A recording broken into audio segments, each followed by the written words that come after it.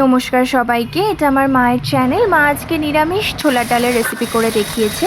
প্রথমেই কড়াইতে তেল গরম করে নিয়ে শুকনো লঙ্কা, কারি পাতা আর জিরে ফোড়ন করে নিয়েছে। তারপর টমেটো কুচি আর আদা বাটা দিয়ে একটু ভালো করে কষে নিয়েছে। টমেটোটা মা ছোলার ডালের সাথেই সেদ্ধ করে নিয়েছিল। এরপর এতে হলুদ গুঁড়ো, লঙ্কার গুঁড়ো আর পরিমাণ মতো লবণ দিয়ে আর একটু নাড়াচাড়া করে নেবে। এরপরে সেদ্ধ করে রাখা ছোলার ডাল দিয়ে একটু মিষ্টি দিয়ে নিয়েছে। মা এখানে বাতাসা ইউজ করেছে, তোমরা চিনিও ইউজ করতে পারো। তারপর পরিমাণ মতো জল দিয়ে ঢাকা চাপা দিয়ে একটু ফুটিয়ে নেবে। এই মুহূর্তে মা একটা ভাজা মশলা তৈরি করে নিয়েছে, তেজপাতা, জিরে, স্টার অ্যানাইস আর ছোটো এলাচ। তারপর এটা একটু ভাজা ভাজা হয়ে গেলে হামানদিস্তায় কুটে নিয়ে সরিয়ে রেখেছে। তারপর ডাল হয়ে গেলে একটা বাটিতে নিয়ে তার উপর থেকে ধনেপাতা আর ভাজা মশলা দিয়ে গরম গরম পরিবেশন করেছে।